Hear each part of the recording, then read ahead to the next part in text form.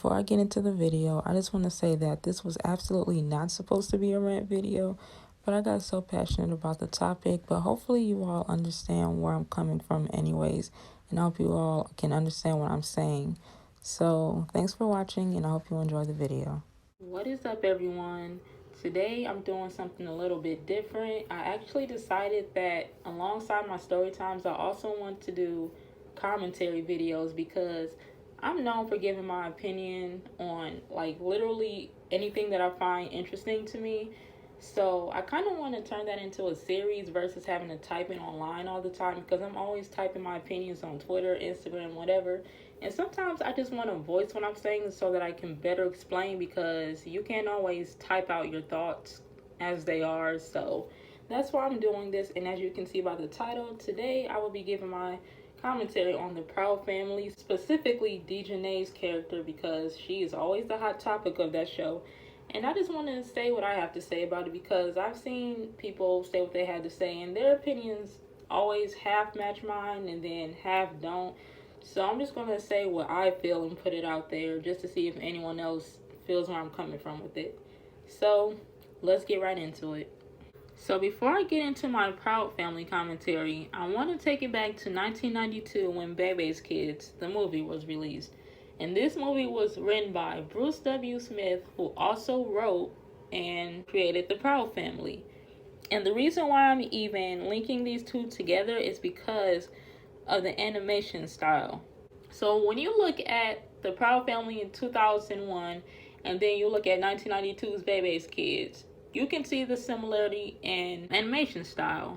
Not too long ago, I believe last year, a YouTuber, and I'm not going to say their names because they deleted this video, which I guess is for a reason, so yeah, I'm going to leave that one alone, but they interviewed, I believe either they did interview Bruce W. Smith or somebody who was on the animation team. I can't remember. But the person said the reason why the animation styles were so similar is because they were trying to keep Robin Harris's vision. And Robin Harris, if you don't know, was the creator, also the creator of Bebe's Kids. He's actually in the beginning of the film doing stand-up. She told me, she said, if you want to get acquainted with me and my son, you'll have to take us to Disneyland. Ain't that a bitch? I went to pick up the next day, here she got 4 more kids. I said, who kids are them? She said, those are baby kids. And he is the voice of the main character, whose name I believe is Robin. I think. I'm almost positive that has to be it. You know, I love Bebe's Kids. That's my favorite movie probably in the world besides The Wiz. So the fact that I can't remember his name is really bugging me. But it's whatever. I'll put it on the screen. So the reason why I'm bringing them up, and this video is about Dijonay, don't forget. So if I'm talking about her a lot, that's why. Look at the character Vivian and look at Dijonay. I'm going to have them side by side. If you don't know, Vivian is the best friend of Robin's ex, who they run into while they're at a theme park. Oh, Robin, this is my friend Vivian. Oh, Lord, I don't know. Quite an appetite you got there. Oh, yeah, well, you know, I came with some people. Well, that was quick. Was I so? Well, I gotta go. Food's getting cold. Food ain't the only thing cold around here. You know he still loves you.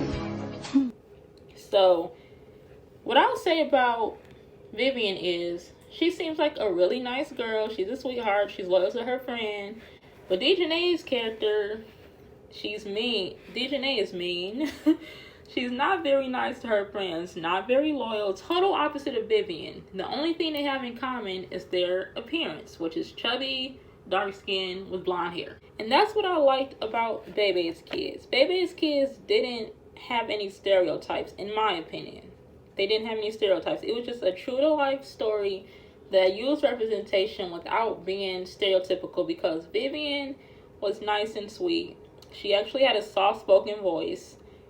She was just really bubbly. Like, I actually liked Vivian's character. But her best friend, which was Robin's ex, she was the loud, ghetto, neck-rolling, all of that stuff. And she was actually a light-skinned character. So it was like they did the representation without doing the stereotypical route of making her the dark skin, making the loud ghetto character dark skin. So I appreciated that. That's why I don't have a problem with Vivian's character, because a lot of people think that we're picking at Dijonay's character because of her appearance solely, but it's not that. It's the type of person she is, along with the animation style, how they made her. And another difference between Vivian and Dijonay, obviously, are the ages.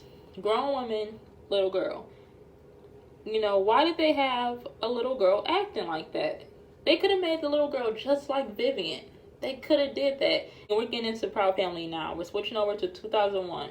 People always say, oh, why can't they have the representation of a ghetto girl? You know, we exist, we deserve this and that. And I totally agree. Anybody, all personalities in the black community deserve spotlights. I don't have a problem with that at all. However, what I do have a problem with is the fact that La Cienega was clearly ghetto. She was very much ghetto, but she was able to cover it up with the fact that she had money and 2 parents in a household and all of that.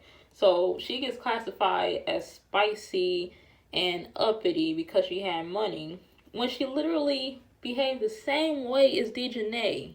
Literally the same way as Dijonay.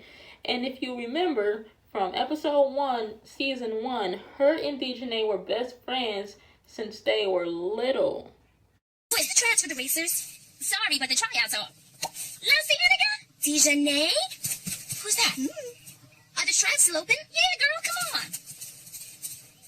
Who is that? La Cienega? We go back all the way to the sandbox. What do you think they had in common? Literally the same personality. That's what they had in common. They were exactly the same. But somehow, Dijonay is the only one who gets called out for her behavior. She's called ghetto and all types of names, while La Cienega, the Afro-Latina, who's light-skinned, she gets to be called spicy and sassy and uppity and blah, blah, blah. Like, they're used as insults, but they're not really insults in a way. I don't know how to explain it. But people will rather get called uppity and sassy and spicy rather than ghetto. So there's a difference. So I'm like, what y'all fail to realize is, even if they would have made Dijonay a soft-spoken girl, just like Vivian's character, soft-spoken, bubbly, loyal friend, there would have been no loss of ghetto girl representation. Your ghetto girl representation was La Cienega. You did not need Dijonay to be that character. Honestly, if you ask me, they didn't need a ghetto character at all because, well, I mean, I can't say that, but I just feel like it wasn't necessary because these were kids. These were 14-year-old children.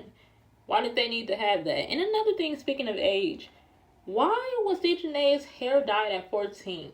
Like, I get it. Some parents allow that stuff, but in the black community, we're usually not allowed to dye our hair, especially extreme colors like a bright freaking blonde, because if you look at her character description online, her original hair color, because I already hear people saying, what if her hair is naturally blonde? No, her character description says her natural hair color is black, dyed blonde. And if you look at all of her siblings, well, you know what, there were a couple siblings whose hairs were red, so maybe they have a thing where their hair is black and red. I don't know, but Dijonay's hair either way was blonde. It was dyed blonde. So it's like, what was the point of having her hair blonde? Why did she have to have the brightest lips of the bunch? There's just little things like that that make a difference, because the other characters, their lips were like brown, neutral colors. Her lips were not only big, but they were big and bright. So your eyes automatically was drawn to her lips. Like, whoa, like you kind of, and I'm gonna show you guys a picture of what it reminds a lot of black people of.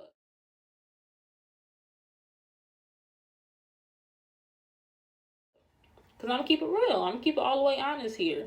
Because I don't want people to say, oh, you're reaching. I have no reason to reach. I love the Proud Family. And if I could ignore a lot of things, I would. But they're hard to ignore as an adult. I didn't understand them as a kid. But now I'm looking, and it's so hard to ignore. And I wish I could watch the Proud Family in peace. Because, again, I love that show. I love that show so much that I still watch it. I've watched that show from start to finish so many times since I've gotten Disney Plus. And that's since Disney Plus came out. So You know I love that show. But yeah, and another thing that I didn't like was how much the episodes focused on how bad of a friend Dijonay was. Dijonay was a smart, talented girl. She was a cheerleader, a journalist, and a poet. All things she was good at. She was the captain of the cheerleading team. We discovered she was a very good poet on the episode where Penny was going up for the poetry contest and she convinced Dijonay to get into it. And then she discovered that Dijonay is actually really good and actually better than her. And she couldn't handle it. Hi. This is called I Wish I Had My Own Room Blues. 9 kids, 3 rooms. You do the math. With all those kids, it's hard to take a bath. I go here, I go there.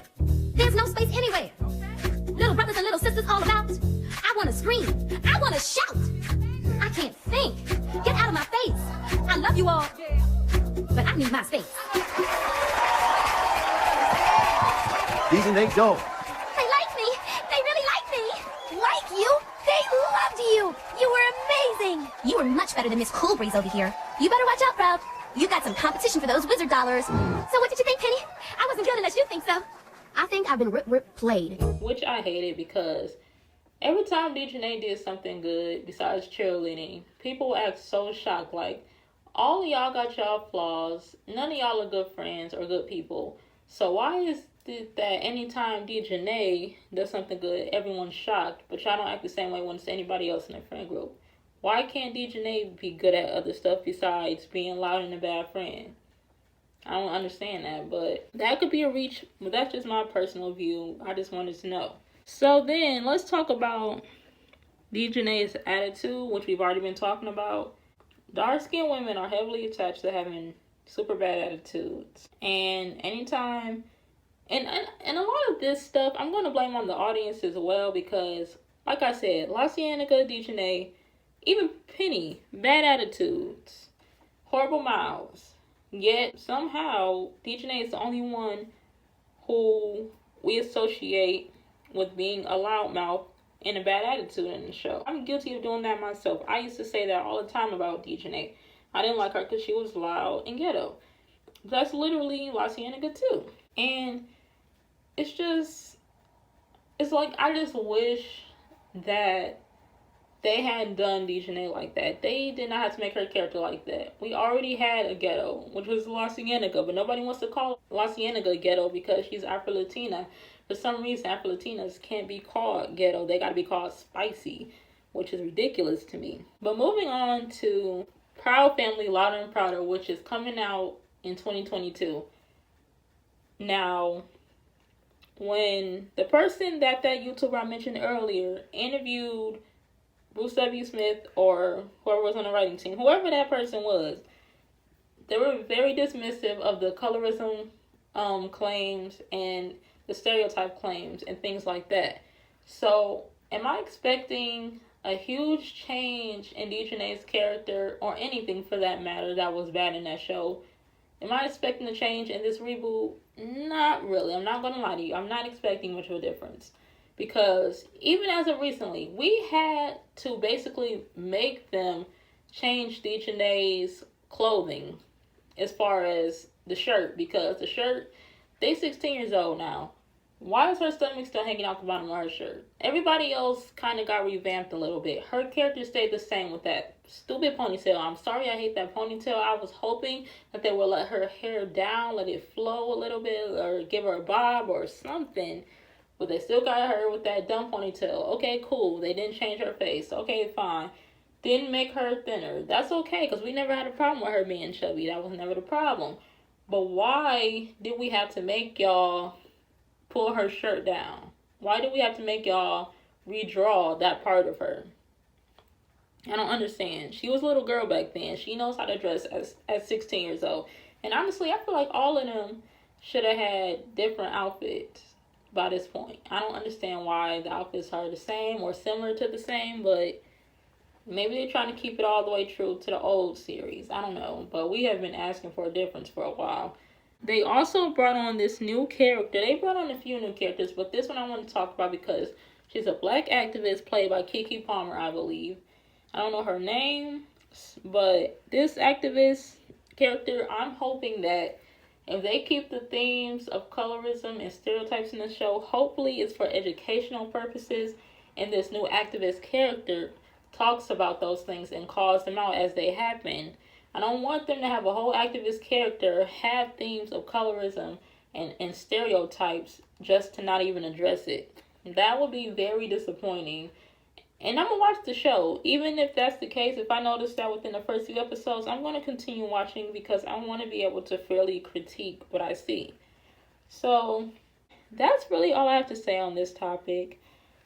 You know, talking about this stressed me out all over again because when you say it, it feels like a reach, but you know it's not.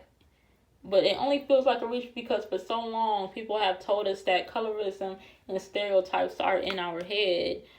But they're not. They're literally right there. And even with this topic, a lot of people from the older generations and a lot of people my age, they don't want to believe that Dijonay is a whole stereotype. But she is, because her character and the themes were so unnecessary. If it wasn't a fact of colorism, why couldn't they just make La Cienega the spicy ghetto character? Why did they have to make a whole nother character for that when La Cienega was right there? She was black, half black. She was ghetto. Why did they have to reinforce that with Dijonay? I didn't understand that, but you know, it is what it is. I'm going to watch The Proud Family louder and prouder. I'm going to keep watching the old episodes. I have no problem with the old episodes. I'm talking about it because, you know, what I'm talking about is there. That's not going to make me love it even less. And you know what? And I wish people understand that just because you have people like me calling out certain things in different shows and movies, that doesn't mean that you're not allowed to like them. I feel like a lot of people refuse to believe things that we're saying because they feel guilty for liking it. But you don't have to feel guilty for liking it, especially if you grew up on it. I grew up on a lot of shows that were heavily colorist and stereotype black people, and I'm not going to stop watching those shows just because, you know, I noticed some things. Absolutely not. But I am going to talk about those things so that people know that yes, we noticed and we want y'all to do better in the future. That's all I have to say. Like I said, this will be a series, so expect me to be talking about other stuff, and I hope you guys enjoy it, and I will see you in the next one.